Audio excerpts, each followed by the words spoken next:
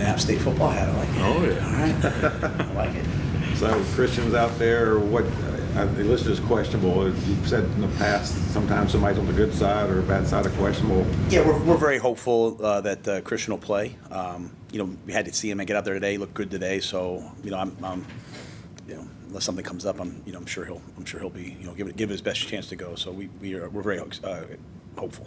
How much will the weather potentially factor in, putting him out there in that kind of environment? Yeah, I don't think it'll be much. I think if maybe it was like, a snow game or something, for some of these guys. But we got everybody at this time of year is banged up, across the league. Everybody, a lot of guys on this team are banged up. I don't know how, Arizona, but I'm sure that's just, all of us. We played 3 NFL football games, so, but, we kind of have a separate plan for Christian. We're going to, he takes a lot of hits during the game. Obviously, people don't sometimes, we talk a lot about touches. You look at the amount of times he has to pass protect; those are hits. So we practice him in a different sort of schedule than everybody else. So I'm excited to see him get out there. Matt, with Christian already missing most Wednesdays and obviously not being there yesterday, how does he handle staying engaged, staying involved, and having to miss those physical reps and still be ready to go on Sunday the way he is? Yeah, he's got a lot of reps in the bank. He does a lot of stuff extra, so while he might not be in there in a team period, he might run all his routes, like he might stay afterwards with Baker and run routes or get all his ball handling. We don't really change what we do, so he kind of know, in terms of run games, so he knows those things. And he's an ultimate professional. He prepares at a high level. So that really never any concern with those things. He knows what he needs to get, and we make sure we get those things to him. Most of the meetings, man. Yeah, we spent a lot of time. He spent a lot of time taking care of himself. So, he's gotten all the tape, gotten all the stuff. So he's met with Jeff. So there's really no concern with that stuff.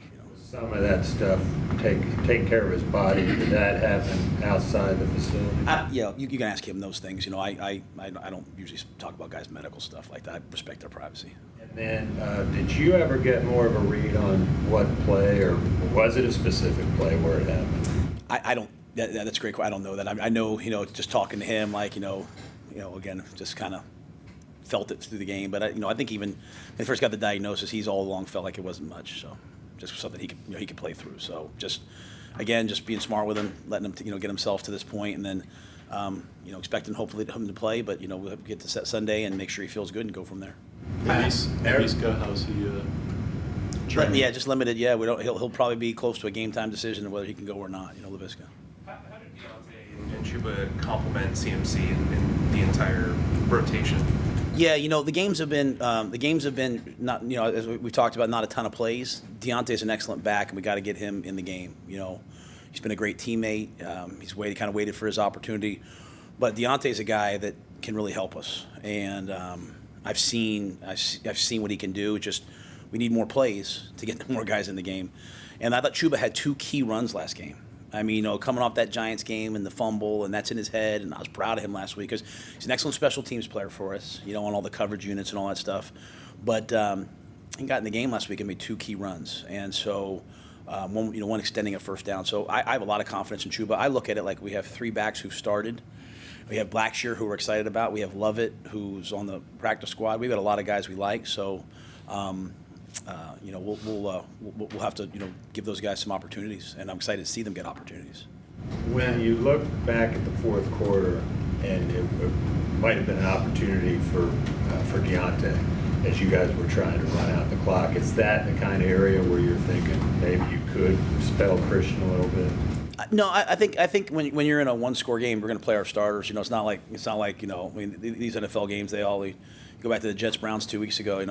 They scored 2 touchdowns in under 2 minutes. Every week I have a team meeting later. I'm going to show them all the different situations from last week. So to me, I just think Deontay, when he gets his opportunity, no matter what it is, I think he can go out and make those runs. But that's a part of the game. Christian had that long 50-yarder, that got called back, and then he, the last play, saved the guy reaching out and grabbing his, tackling by his face mask. He's about to split it for 60 and end the game. So to me, our best players have to go win the game in the final 5 minutes of the game. I look at it, like I said the other day, like basketball. You play all game just to get to that last 5 minutes of the game, and then it's like it's a shootout, man. So you have to have guys make plays like JC made, And Christian's playmaker. We need him out there. A bulk of the points that Arizona tends to give up have been the first 3 games in the first half.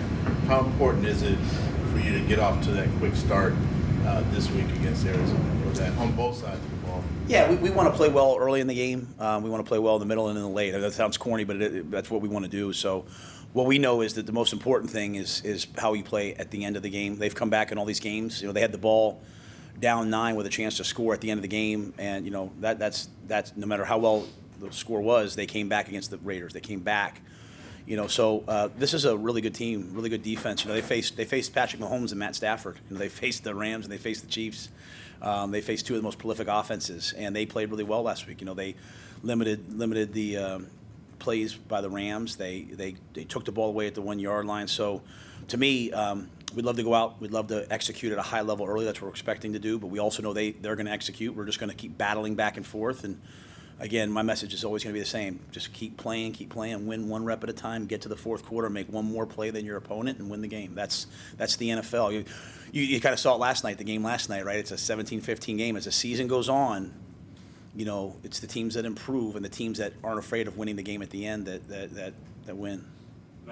Now that he's a few games in at guard, what do you think about Brady? What's he done well? What's he need to work on? Brady's played well. I think just that chemistry on the left side, passing off twists, working together, some of the advanced level things that we're seeing on 3rd down, those guys just continue to play together.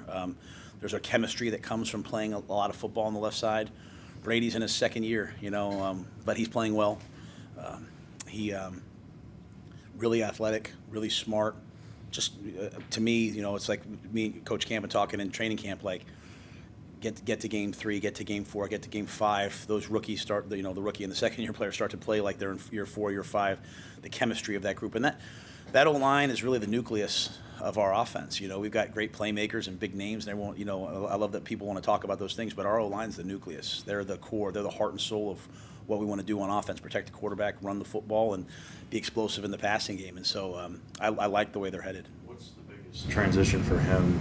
Going from tackle to guard. Obviously, there's a lot of differences in the 2 positions, but what's been the biggest hurdle for him? I think just how quick things happen. Everything happens way quicker at guard. Like, he's on you like that. At tackle, you set, you have a little time, you can kind of see it. There's just a different timing to playing guard. You want to be a really heavy-handed player, get your hands on people, control people, and so when you're at tackle, you're used to using your feet a little bit more, and so that transition is bigger than people think, and he's worked hard at it, and I like what he's doing. Matt, Go ahead.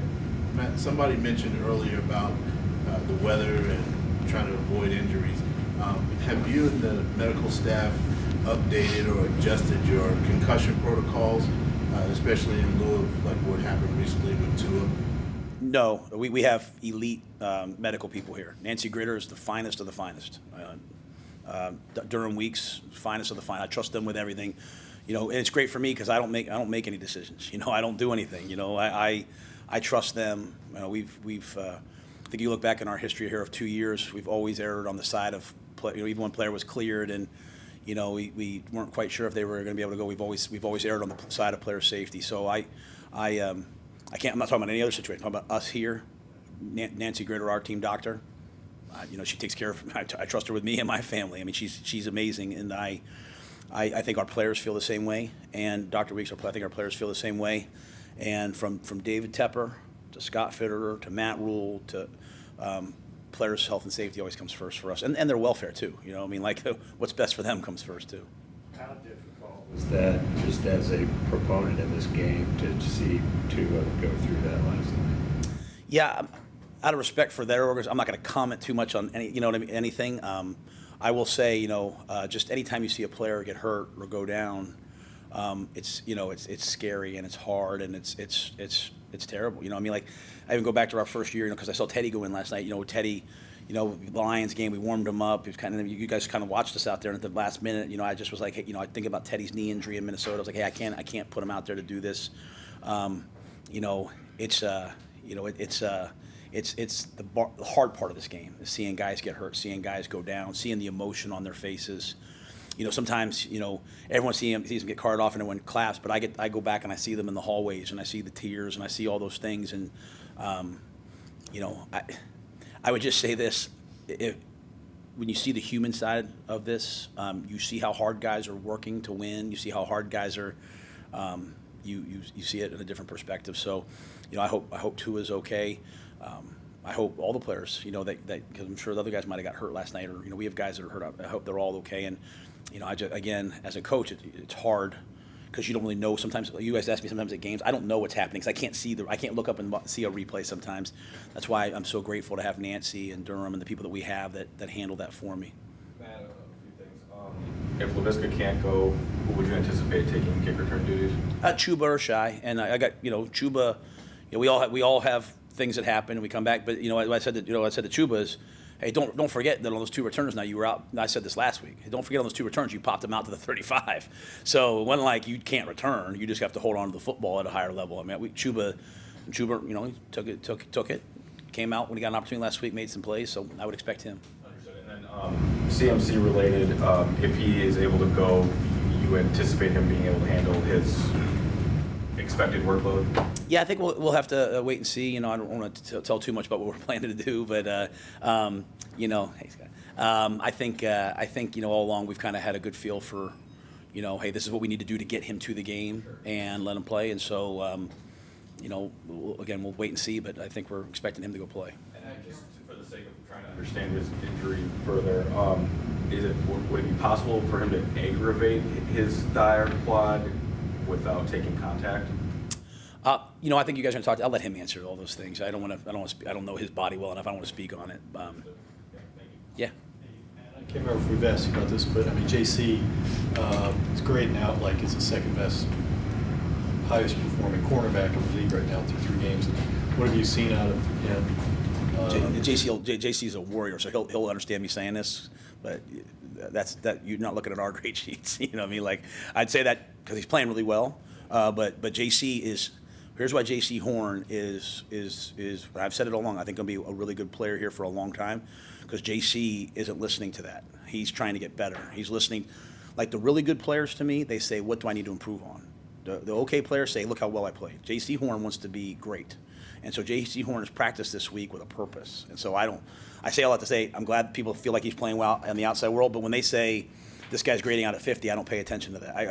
I pay attention to what Coach Campen says or what Coach Wilkes says or what Coop says. I don't mean to cut you out. I just want to make sure I said that first. The question was just, what's he doing so well? I think, at the end of the day, he's a big guy, right? He's a big physical corner. Had 3 penalties in the first 2 games. Last week played much better with his hands, played better with his feet, played better, just has to play. And so, there's ups and downs to playing corner. You have to have a short memory. And I like JC's focus. I like his attention to detail. I like that this week he practiced like he's trying to get better at something. And that's that deliberate practice, that deep practice, that's the key to being great. And so I see that from JC. We're able to move him around a lot, play him at nickel, play him at safety, play him at corner. And that allows us to play a lot of guys, play him because of his versatility, play a lot of other guys in roles that they can be successful at. Safety in this league. Yeah, not really. But I think he's got a unique skill set, and that allows us to disguise a lot of things and move guys around. And it looks like we're playing this, and then we play this. So he can do a lot of things. And can I say this too? I'm sorry to interrupt, but CJ's playing well too. And sometimes everyone sees like a play and like, oh, what happened there? Sometimes that's not his play. Sometimes it's, but CJ's playing really well, and Dante's playing well. So that corner room is a key for us, especially versus the speed we're going to see this week, and we need them to play well on Sunday. Tell me about his mentality towards the game of not accepting being good. Like, does he remind you of anybody like you've coached in the past? Well, it reminds me of a lot of the guys we have on this team. It reminds me of Frankie Louvu and Jeremy Chin and X Woods and Shaq. Shaq's getting into back into form. Like I told you, I thought last year Shaq played Pro Bowl caliber football, and was hurt. And he played that way last week, I thought. Almost had a pick 6. And Shaq is on Monday, what do I need to improve on? He's got that mentality. And so when your leader's like that, then JC's going to be like that. Dante's like that, then JC's going to be like that. So, I'm assuming, with your dad being Joe Horn, that, after a lot of games, you probably came home and your dad said, hey, I'm glad everyone told you that was good, but let's talk about what I saw. So, You see guys like CJ and Laviska and all their teams, their first team, have kind of given up on them. What do you see that's different about them trying to reprove themselves? It's different from just a guy that you've had that's just trying to prove himself. I don't, that's a good question. I never know what happens somewhere else. I just know, at the end of the day, I believe that, we want to be a teaching, developmental organization that helps guys get better, and we don't give up on players.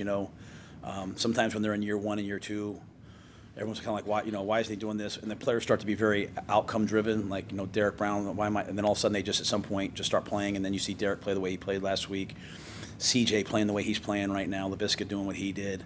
I just think young players, they have to gain confidence, and once they gain confidence, they play well. And I would say a lot of it is our veterans. CJ's where he's at because of Dante Jackson, because of Steph Gilmore last year. Steph Gilmore we only had him for several games. I don't want to talk about a player on another team, but I'll just talk about when he was here. The impact he had on this team was remarkable. This is what a pro looks like. And so we have a lot of pros because they look at the Shaqs, the Stephs, and say, oh, that's what it's supposed to look like. To follow up on that, how much do you think having the off season here helped CJ kind of improve and develop? No, I think that was huge. Being in OTAs, OTA. We had such a great turnout in phase 1, phase 2, and mini camps, and I think being there and having all those reps, walkthroughs, video sessions, teaching sessions, you can teach. You get in the season, you're kind of like, hey, this is what we got to do this week. But when you're in those moments, you can really teach, and there's a lot of pressure on these guys. There's not the pressure of, I messed up. It's just teaching, and so. I think Coop does a great job in that room. Steve does a great job in that room of just always going back to fundamentals and eye progressions and just playing the next play. And again, I think we had a really good brotherhood in the locker room in spring. Guys like I said, like Dante, and they were bringing those young guys along.